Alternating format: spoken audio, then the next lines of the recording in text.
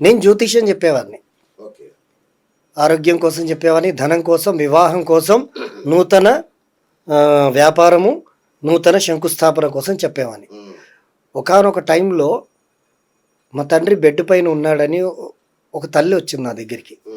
మా నాన్న అంటే పంచ ప్రాణాలు నాకు, ఆయన లేకపోతే నేను బతకలేను స్వామి పంతులు గారు, ఆయన కోసం ఏదైనా పూజ చేయండి, ఆయన జాతకం ఒకసారి చూడండి అంటే చూసి చెప్పా. ఆయనకు మంచి ఇది ఉందండి, బతుకుతారు అని చెప్పా. ఒక బిఫోర్ ఒక 18-19 ఇయర్స్ బ్యాక్ చెప్పినప్పుడు ఆమె ఏడిచి అన్ని చేసి దేవుడు దండం పెట్టుకుని ఇట్లా మొక్కుబడి పెట్టుకొని వెళ్ళింది. ఆమె వెళ్ళిపోయిన నెల రోజుల తర్వాత వాళ్ళ నాన్నగారు ఎక్స్పైర్ అని తెలిసింది నాకు.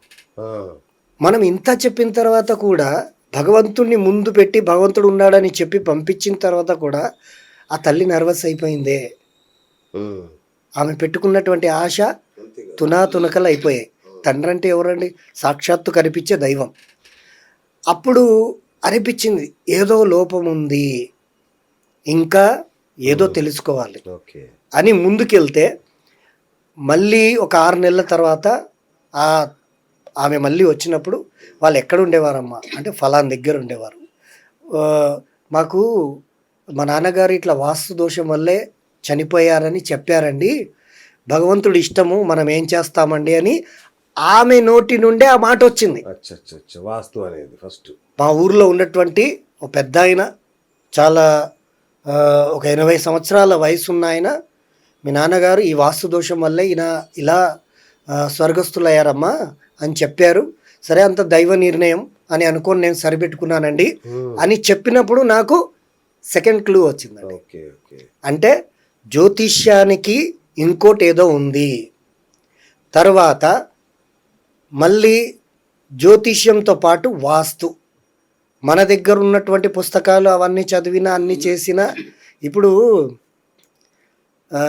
సార్ శ్రీనివాస్ గారు ఇప్పుడు బావిలో ఉండి కప్ప ఏమనుకుంటుంది, అన్నీ తెలుసు నాకు అని అనుకుంటుంది, ప్రపంచం అనుకుంటుంది. కాబట్టి ఆ బుక్కులు చదివి మొత్తం మేధావి అయిపోయానని అనుకున్న భావన వచ్చిందనుకున్నాను. కానీ మన జాతకంలో ఒక యోగం ఉంటుందండి. ఎవరు కూడా జ్యోతిష్యుడు అవ్వాలంటే ఆషామాషి కాదు. ఎవరైనా శాస్త్రజ్ఞుడు అవ్వాలంటే ఆషామాషి కాదు. దానికి భగవంతుడు అనుగ్రహం ఉండాలి.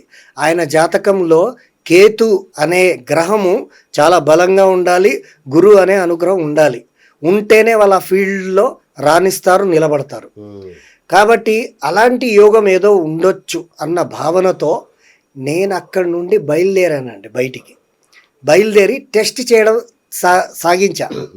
నేను తెలుసుకున్నది, నేను చదువుకున్నదంతా కూడా, ఏం చదువుకున్నారయ్యా అని మీరు అడగొచ్చు.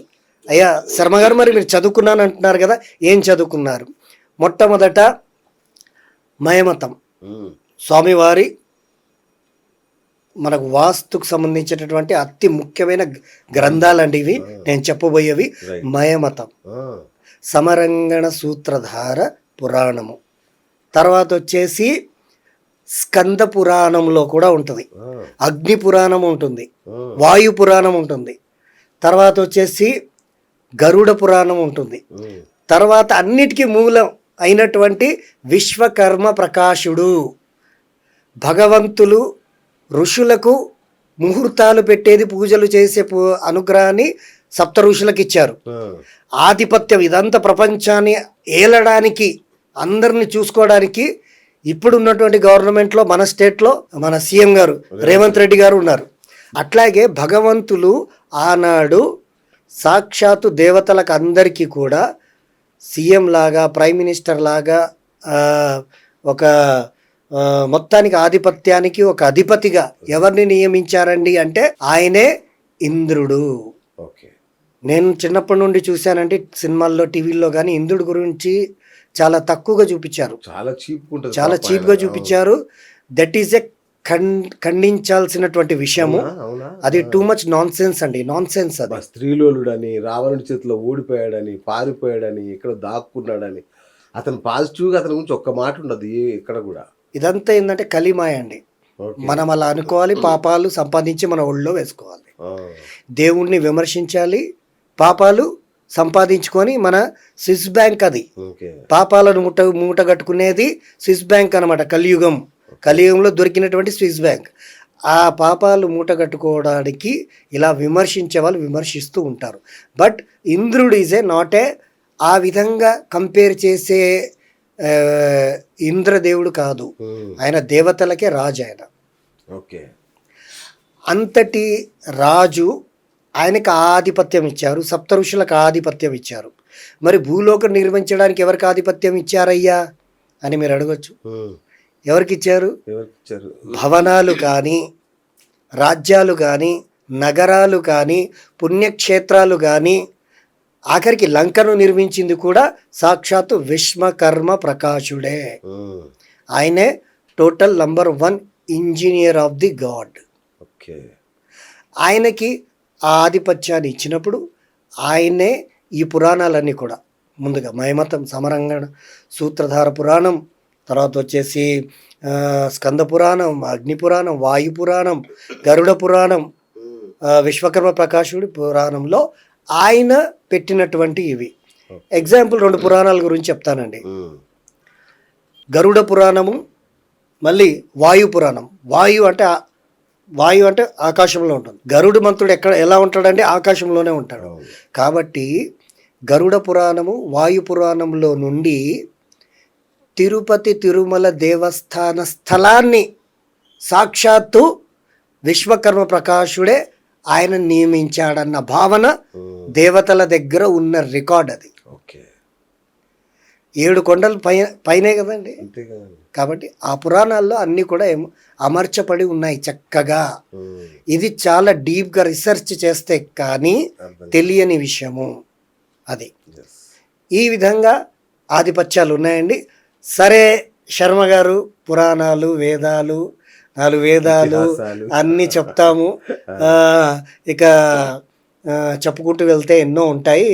అదంతా పక్కన పెట్టి ఈరోజు సిటీ లైఫ్, అపార్ట్మెంట్ కల్చరల్ లైఫ్లో అంటే జనాలు, మీరు ఫస్ట్ ఇంట్రోనే చెప్పారు.